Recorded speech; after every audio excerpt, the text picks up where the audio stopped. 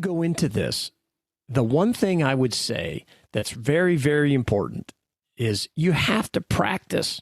This is not something you want to practice, but you have to practice how this is going to work to make it smooth. And, one of the things that you got to have empathy, but you also have to be the one driving the conversation, and you can't let things get out of control. I call it, you have empathy, but you want to avoid the apology spiral. Oh, yes. You don't want to go down this rabbit hole. No, even if it is your fault that this person needs to be laid off, and it might be. I mean, it might be. In fact, yes. It almost certainly is. It's your fault because you hired the wrong person. It's your fault because you didn't manage the other people at the business to drive revenues high enough to keep that person. No. Like you can paint yourself into a very accurate corner where it is your fault. But you can't think like that. Well, you can think like when that. When you're doing the layoffs. You can't say anything like that. This is the decision has been made, not we're going to need to. It has already happened, right? The decision has been made. That's good. It's a foregone conclusion. Yep. And again, you want to have empathy, but you can say, I'm sorry to have to do this to you on a Wednesday morning if you want, but that's as far as, in my opinion, that's as far as the apologies should go, because otherwise, you're right. That apology spiral, man. It does. It's bad news. You may be very emotional. You may be upset that you're going to have to do this. Certainly, if you haven't done it before, it can be emotional. Practice is going to get you through that. Practice with your spouse, a business partner, one of your managers. Go through the whole process and have them ask you uncomfortable questions, because I guarantee you, at some point when you're laying people off, they're going to ask you uncomfortable questions like, why me? How could you do this to me? I've had this right to my face. I've had my situation about, blank, my kid, my wife is sick, whatever it is. How could you do this knowing that? And you need to know how to answer that so you can keep things moving forward. And I will practice here with you so that people, can hear this. If somebody says, how could you do this to me? My situation. This is not personal. This is something that the business needs to do. And I have no other choice. I would argue that I would not use that phrase. Okay. All right. Yep. Because I guarantee you they're going to then immediately give you another choice. What is the other choice? That's true. You're on the right track, but don't say I have no other choice. This is the decision that's been made. There you go. Yeah. No, you're right. This is a decision we've been made. See why practice is important, folks? It's not an easy one, but this is where we're at. And you got to keep the conversation moving forward. I want to talk about, I want to go through the paperwork. I want to work this out, The other thing to avoid is you cannot say how this makes you feel. It's not about you. Business owner. No. Nobody cares how you feel, especially in this moment. That's right. You avoid phrases like, I feel terrible, I wish I didn't have to, those kind of comments.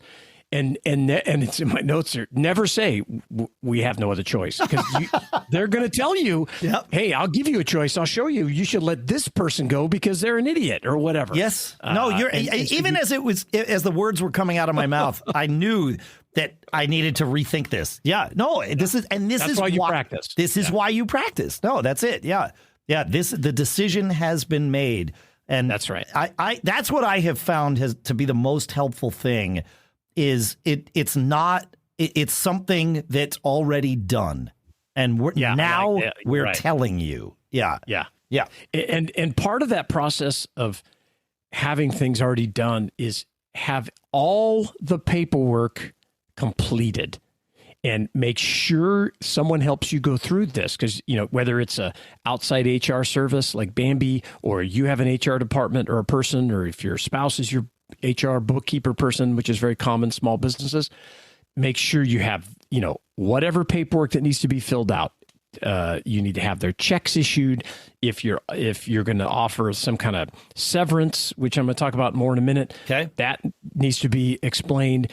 If you have healthcare documents for them, if you're going to offer them COBRA, which is independent healthcare outside your own plan, or if you're going to ease them into some state plan, all that stuff needs to be done beforehand. So when you sit down, you're not scrambling. You want to be confident because it's not a fun thing.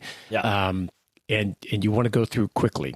The other thing I think that's important is, if you can do it, is while you're going through this meeting, you should be changing the access to, or someone should be changing the access to data at your business for this person. Yeah. I've always done it right before the call. Perfect. Yeah, and that's great. And there was one time where it was obvious to the person that had happened, and they came into the call and said, "You're laying me off, aren't you?" And I said, "Yes, right. I am." And that's what we're here to discuss today. Yeah.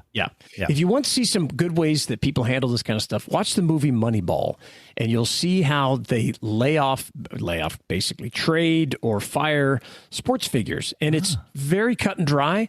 And I liked it. And they asked these kind of questions. What? How could you do this to me? Really? That's it? And the guys were like, yep, that's it. This is business and this. And have empathy, but be firm. For us, isn't Moneyball how the Red Sox rebuilt their team? I think it kind of is. Oakland A's. It's the Oakland A's. But then I believe it was the Red Sox that hired the guy who did the A's. Got it. Okay. Their team. Yeah, because I thought there was some. Okay, so there's an East Coast reference and a West Coast reference. That's right. Yeah. And so the more prepared you are, the better it's going to be for everyone, for the employee, for yourself. I would have a checklist.